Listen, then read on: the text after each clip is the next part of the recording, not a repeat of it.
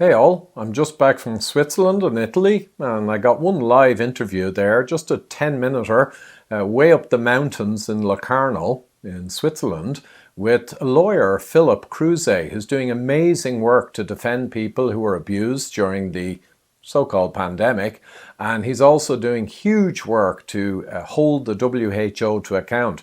And just a quick note, there's a link down below for those of you who might be interested.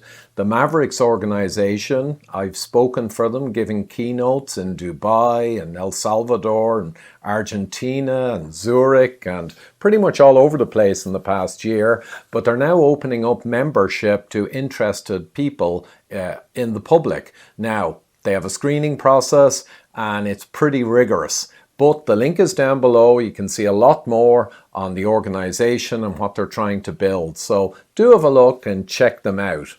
Hey guys, I'm here in beautiful Switzerland at a Maverick conference, and I was treated to a delightful talk yesterday from attorney at law Philip Kruse. I think I pronounced that correctly. So Philip, really a great reminder of the threat behind the World Health Regulations and the pandemic treaty from the knavery of the WHO. But a couple of things maybe we'll talk about. One of them is the pathogen register. It's stuff that's so sinister and crazy, but maybe you could give a summary of what they want to put into effect. Yes, you're talking about the pandemic treaty that was adopted on 20th of May this year, so a couple of days ago actually, by the World Health Assembly, by a vote of consensus. There is a provision, Article 12, that has not yet been fully negotiated. They reserved the final version of that Article 12 in the form of an annex to be negotiated until next World Health Assembly. So in order to have everything complete, we have still one more year to wait. But we can see already the intention. What is the object, the intention of this Article 12? Pathogen access benefit sharing is the title. And so I could possibly best describe it. This is more or less a register slash stock exchange like platform with a purpose for the countries to deliver their pathogens that they have found through surveillance, excessive 24/7 surveillance, together also with potential of engineered pathogens. Engineered meaning gain of function, so increased in their capacity to harm. All these kinds of pathogens, whether natural or man-made, shall be delivered to this platform that is will be coordinated by the World Health Organization, and shall then be made available to countries that are capable to produce vaccines against these very pathogens, the antidotes. This is the idea behind it, and in addition comes together with this idea the idea of compensation for those countries who deliver such a pathogen that could then be used by producers of vaccines. So there is intrinsic motivation for countries actually to find or even to engineer pathogens, even to make them more lethal in order to get compensated for this pathogen. And ultimately, this is a source of danger instead of, excluding this kind of engineered pathogens that is, of course, as we all know, the source of COVID-19 in the past. This source must be eliminated and not be fostered. And so this is a concept which is in this Article 12 of the Pandemic Treaty. And luckily, it is not yet fully completed.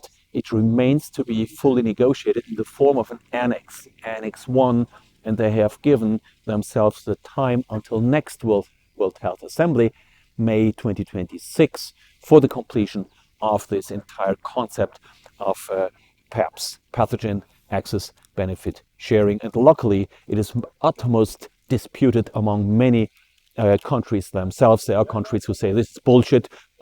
This is ultimately something we don't understand.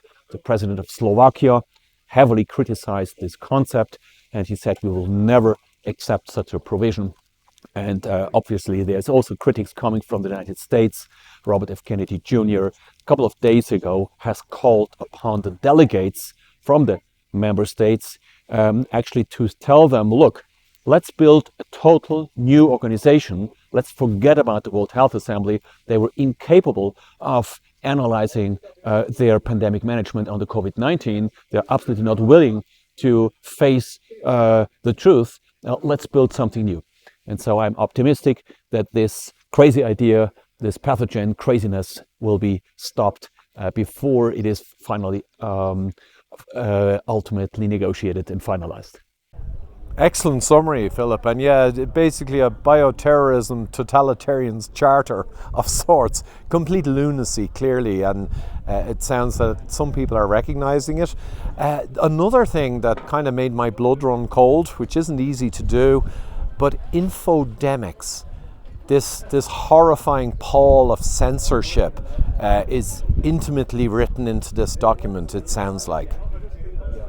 This is true.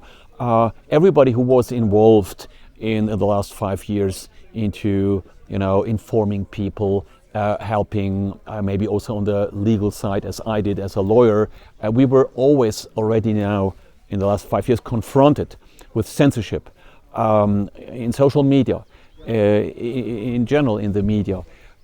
So this is nothing new. That was already practice in the past, to have only information be allowed to be broadcasted in official media that was in line with the WHO narrative.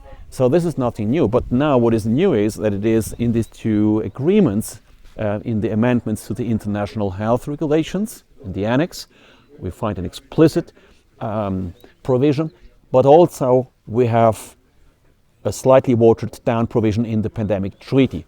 That means, compared to the practice of the past, the WHO's intention is to perform even more control over information and actually standardize or put their information supremacy as the supreme rule of any pandemic policy.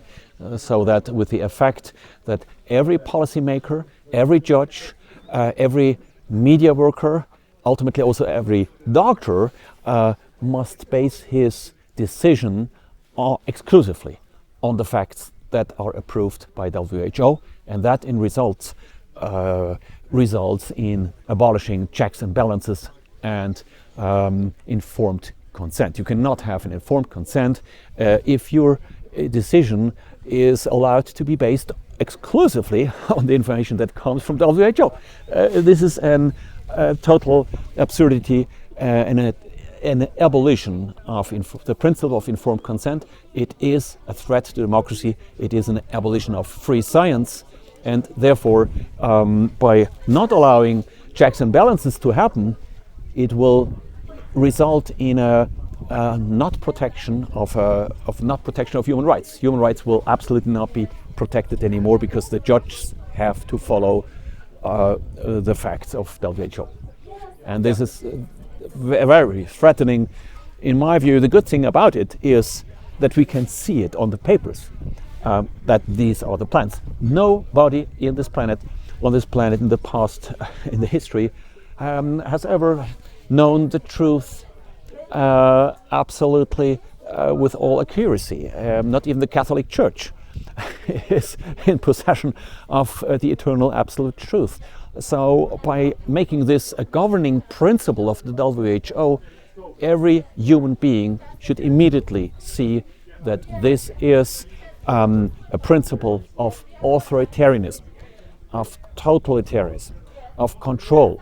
It has nothing to do with protecting our health. It has to do with pushing through a dogma for vaccination, of exclusive information coming from WHO. It has nothing to do with our health and protecting our human rights. Absolutely, Philip. And yeah, yet again, another pillar of totalitarian control, the control of information and censorship, and written totally explicitly into the document. Now, we got to get back to the Maverick team here in Locarno in Switzerland. One final thing maybe is if you could just elucidate a little on the voting system, that they are getting this madness through, helped by not following their own rules on voting. So maybe 2 examples, I think, where they are not even following their own rules and they're following a farcical system. Maybe describe that system. Yes, I mean, speaking about democracy, about democratic resolutions in a parliament, everybody knows how it works. So you have a debate, okay, and then you have a vote with the purpose of reaching a certain quorum. So the vote means that you count those votes that are pro and those who are against. And this is also explicit rule in WHO procedural rules that every vote should be counted. That's the theory. In practice, how they did it, not only now with the pandemic treaty, but also 1 year ago with the amendments to the international health regulations, the way how they did it, the chairman asked the assembly, now, are we ready to come to the resolution adopting the pandemic treaty? I don't see any objection. So thereby the treaty is now adopted. Boom. This is what they call vote by consensus. He just asked the question, are we ready to vote? I don't see any objection. So thereby it is adopted. This by definition carves out all dissenting opinions, who actually would have raised their arm and say, well, I'm not in favor of it, I'm opposed to it. In my personal opinion, they would never have reached the necessary quorum of 2/3, never have reached the quorum of 2/3 if they would have done an explicit word count. So in my view, that was a farce, that was a show.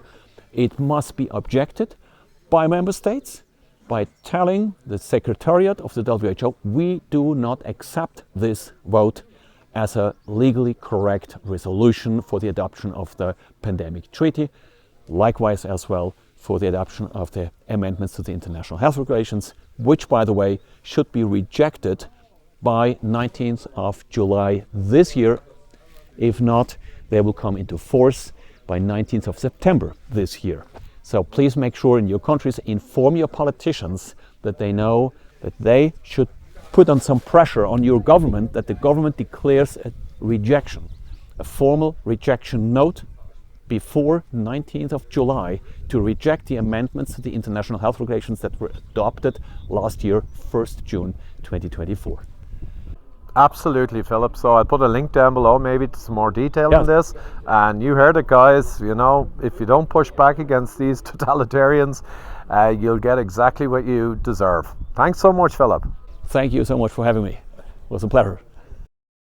That'll do it, folks. What a beautiful place to discuss such serious matters. And just a quick reminder, it's Tuesday today, but this Thursday I have my next rendition of Critical Thinking Masterclass. So around 2.5 hour interactive workshop to greatly boost your critical thinking skills. And also there's modules on communication with people who have been indoctrinated, spouses or friends, family, on how to communicate very effectively, leveraging the best knowledge on psychology in order to kind of be able to link in with people and help them understand how the world works. So that's the Critical Thinking Masterclass this Thursday coming, I think the 29th of May.